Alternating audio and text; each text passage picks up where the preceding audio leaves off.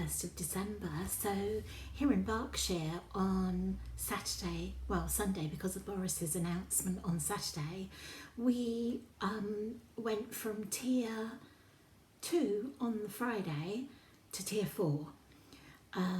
So that's virtually total lockdown for everyone. I mean, it doesn't make a great deal of difference to me because I'm off work, so, and I live with my family, so I'm one of the lucky ones.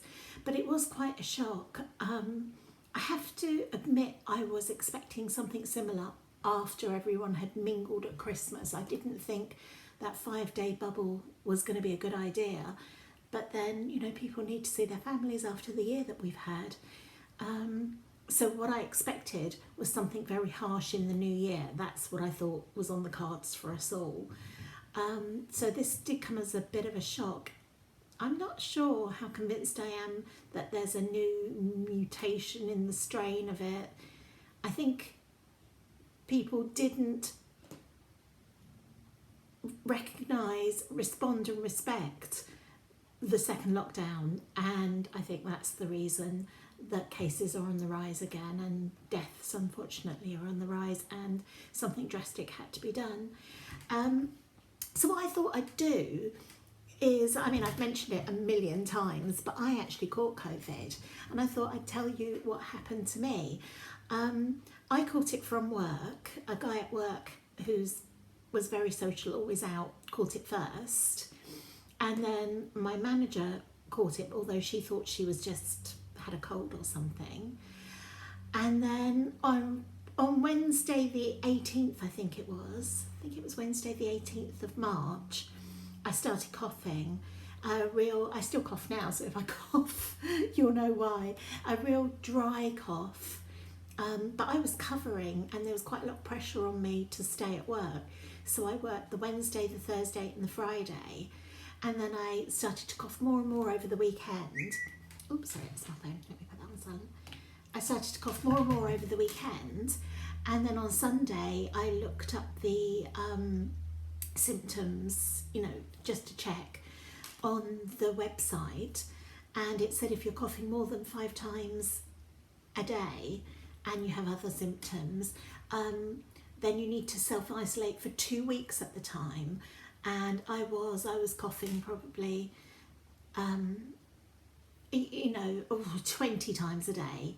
So I messaged my manager and said, I'm not going to be in, I'm going to have to self-isolate. And then each day from the Monday, Tuesday, Wednesday, I started to get worse and worse. I was gasping for breath and I couldn't talk, which was a bugger for me because I do like a chat, but every word I took, I coughed. It was just really, really robbing me of breath. I actually didn't feel too bad.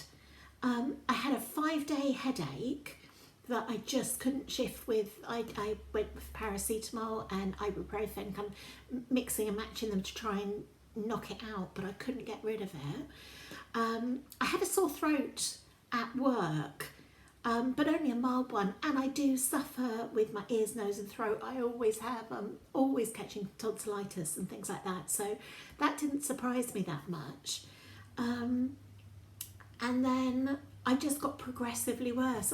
I don't know if you know, you've seen my dad. You know, I live with my dad and he's 90, well, he was 92 at the time. So what I had to do was, I got out of bed and I cleaned the top of the house, disinfected everything. He's got a bathroom up there and his bedroom and everything. And then my son, because I sleep downstairs and my son's upstairs as well, so my son was banned from using the upstairs bathroom and my dad was banned from coming downstairs because I just had to keep him away from me. During the whole time I had to provide him with 3 meals a day because, you know, I didn't want him to come downstairs, hold the banister that my son was holding, touch stuff in the kitchen where I was having to go. So it was just easier to keep him upstairs. But I did cook his food every day, 3 meals a day for 10 weeks, and he never caught it, which was just touch, I'm banging the table here, touch wood. When it came to So I'd done a week by this time. I started coughing on the Wednesday. I isolated on the Sunday, didn't go into work. On the Wednesday, my coughing and my breathing were getting worse. And then Thursday and then Friday came, and Friday was the first day that I hit a temperature. I've got a thermometer that you do on your head, and we were all checking our temperatures all the time. And I was always 36.6. And then on the Friday, my temperature just shot up to 40. And I spoke to a really nice lady on 111, and she got the doctor to call me back, and she called me back really fast. And they diagnosed that I had an underlying bacterial infection. So I had to get someone to go out and get me some antibiotics that she prescribed. And I had a week's course of those. But within a Saturday, my temperature was still 40. And my dad was freaking out, just wanting me to go to hospital. But so the Wednesday I started coughing, Sunday I isolated. But the following Wednesday then was when Boris put us all into the first lockdown. And I didn't want to go to hospital like my dad was suggesting, because everyone was going to hospital, everyone was dying, you know. It just felt like somewhere you go into and never come out of. And plus the fact he's 92 and my son was 20 at the time, but he has autism, and they both need quite a lot of care from me, you know. So I just didn't want to go into hospital. My friend is actually a critical care nurse. She was a COVID critical care nurse, and she and another friend who works for the NHS were messaging me all the time, asking for symptoms and things. And the critical care nurse was saying, I really think you need to go into hospital for some oxygen therapy. But I didn't go. And then after the antibiotics cleared me up, I was okay. I suffered from really, really bad fatigue. I would wake up at 6, get up, sort the dogs out, I'd do my dad some breakfast, and then by 8 o'clock again, I'd go back to sleep until 1, and I'm just not a nappy, sleepy person. And that stayed all through. I was off work in the end for 10 weeks, and that entire time I had to, towards the end when I was going back to work, I had to wean myself off sleeping in the day, because I was sleeping all night and in the day as well, usually in the morning sort of 10 till 1, and then again in the afternoon like 3 till 5, and then I'd go to bed. If I'm honest, I wasn't well enough to go back to work, but I was put onto statutory sick pay, which is £92 a week, and it just wasn't enough to pay for a family of 3, you know, food and bills and things. I just couldn't. It wasn't for buying things, it was just for living costs. My shopping was £90 a week, and that didn't leave anything for bills. So I spent £1,000 of savings just on my bills and on groceries and things. I mean, obviously I wasn't, I can hear my breathing now. Obviously I wasn't buying petrol or anything like that, but we never had we had one takeaway on the Friday when my temperature went up, before it went up, because I just didn't feel well enough to get up. So what I'm saying is I wasn't wasting money, but £93 a week wasn't enough for me to keep my family on. And that was it. So I went back to work. My company had worked all the way through, because we supply medical equipment to the NHS and to doctor surgeries and things. So my colleagues have worked all the way through. And that's really where we are. My coughing had, I can cough now. Sorry. My coughing had subsided. It was more than it is now, but it had subsided. I was just chronic. I mean, I would come home from work and go to bed and then sleep all weekend. I was just virtually living to work. I'd go to work, come home, sleep, and then weekends sleep the entire time.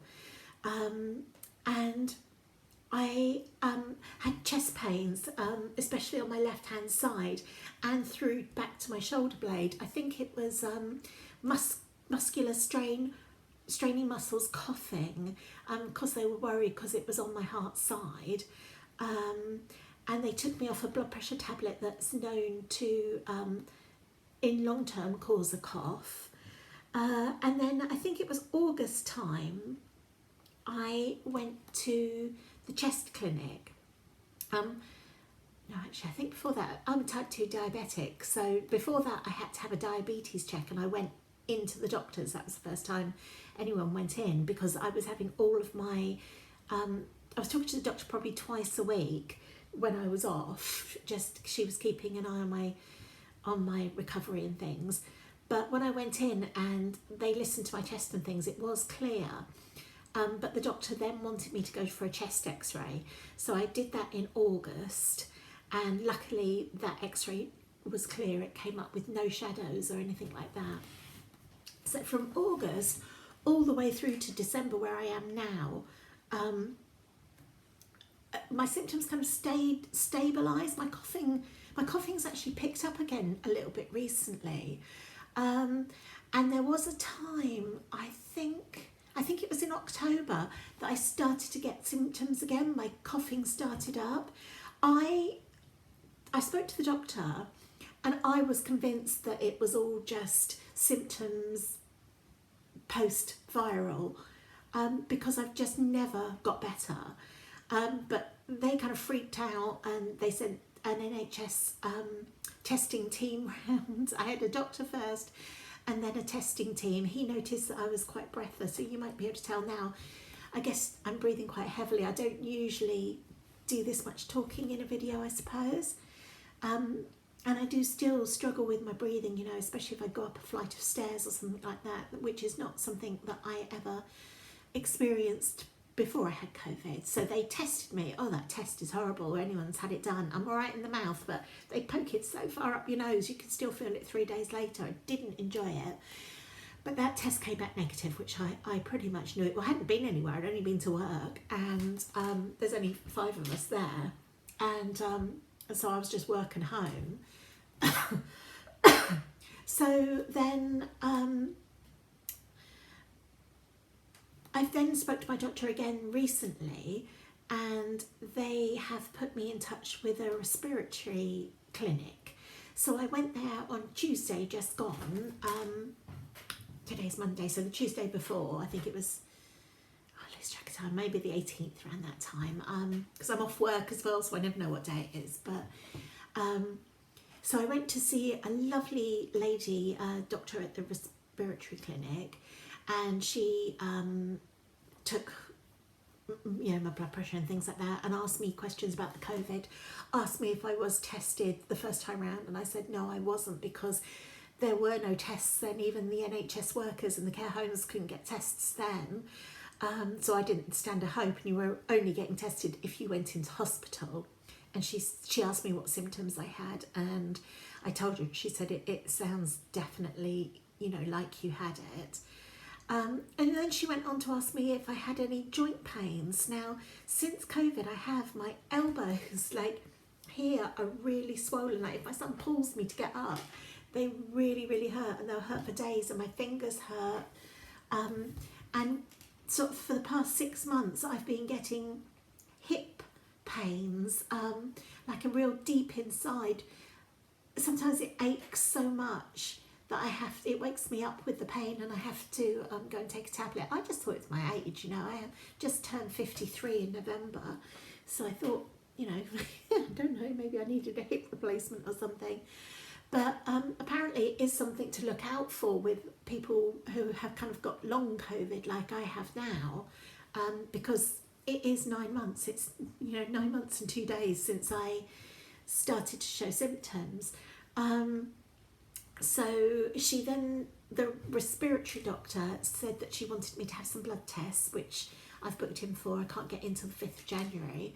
And she also wants me to go to another hospital to kind of do a blow test to see, I guess, how the strength of my puff is. I don't really know. I haven't had it yet, and I haven't had a letter for it. So that's all I know. I've got to blow in a hose, and they test how much I'm blowing out. So I rang my doctor and got a call back on Friday, and she actually did a video call with me and wanted to look at my elbows and things. And she has added on to the blood test that I'm going to have. So they have to do 2 kinds of blood tests now. And then today I had to go back to the hospital again. Oh, I forgot to say, when I went on Tuesday, they had another chest x-ray. Although my last one showed no shadows or anything, she just wanted to be sure, because I feel like someone's leaning on my chest. If I was lying down and someone had their forearm on my chest and I'm trying to take a breath, that's what I feel like nearly all the time at the moment. And like I say, my cough's come back a bit. Nothing at all like it used to be. But it has increased to what it was, say, September time. And so I think the second x-ray came back okay as well. I don't think I've heard about that, but I'm sure they'd have got back to me if there was a problem. So anyway, the doctor wanted me to go to the hospital today to have my elbows and my pelvis x-rayed. So that's today, Monday. That's where I've been. I got to see him straight away. It was really brilliant. And then I've got another appointment with my doctor to review the x-rays on Friday. So that will just be a telephone call. I won't go to see her. So I don't think anything else can be done now for me until I have my blood test and that shows up a bit more. I am in my head. I am one of those people that thinks they know medical stuff. I don't know what I'm on about. But I have self-diagnosed myself with some kind of viral arthritic pain. That's what I think they're going to tell me. I don't know why my chest's hurting again. There's no reason for it to. It feels like, because I think in lungs you've got little air sacs and they kind of expand and contract with your breathing, and mine feel wet, so they feel heavy, and when I try and take a breath it feels like I can't get the amount of breath that I want. It just feels like it's not satisfying the amount of need. I've had a pulse oximeter done, which tests the blood circulating in your system, and that's fine, and that was fine. They also did that when the COVID testing people came round as well. I've got an inhaler now. I'd never had one of those before, and that feels like that helps as well. I have to take 2 puffs of it in the morning and 2 in the afternoon. Like I say, I've stopped a certain blood pressure tablet that has been known to cause coughs in people, and I'm not to resume that again. And that's where I'm up to. So I'm 9 months and 2 days post catching COVID, and I really do feel like it's given me quite a kicking. You know, I wasn't a very fit person, you know, I didn't used to go to the gym and stuff like that, but I was quite a healthy person. And I feel like it's really just taken a toll on me. So yeah, that's where I'm up to. I was just so pleased that neither my son or my dad actually succumbed to catching it off for me. I was so worried about that. But I just thought I'd tell everyone, because I'm always saying, oh, when I do this because of COVID, and I can't do that because in my videos I always mention it, go for the sympathy vote. So I just thought I'd tell you actually what happened to me, because I mean there are more people now who have had it, and a lot of people just get it mildly. I don't know if I'm susceptible to things, because do you remember swine flu? I caught that as well. I had that on my birthday, and I remember my dad had to go to another town to get the Tamiflu pill for us to take. So I don't know if I've just got a bad immune system or something. I don't tend to catch colds or anything like that, really. You know, no, definitely no more than anyone else. You know, I can't remember when the last time I had a cold was. I think it was like a couple of Christmases ago, so I'm quite lucky. But COVID caught me, and it didn't let me go. So I just thought, I don't even know if this will be interesting. I've been talking now for 19 minutes, but I thought I'd put it up, especially as we have gone into a different tier, and it's everyone's talking about it again. So if you found it interesting, then good. You know, if you've got any questions, I mean, like I say, I'm definitely not medical. I work supplying medical equipment, but I'm not medical. But if you want to chat about it, or you're concerned for yourself or a family member, then just feel free to message me. Got new setting. I'm sat by the Christmas tree at the moment. Where the dogs are. They're all asleep on the sofa. See if you can see. Everyone's quiet. they are. And I got another 2 down there as well. Oh, I can't. Hold on. There they are. It's all quiet in the household at the moment. Yeah, so I was telling you I'm sitting in the living room by my Christmas tree. That's where that started. Anyway, take care, my loves. Have a lovely Christmas.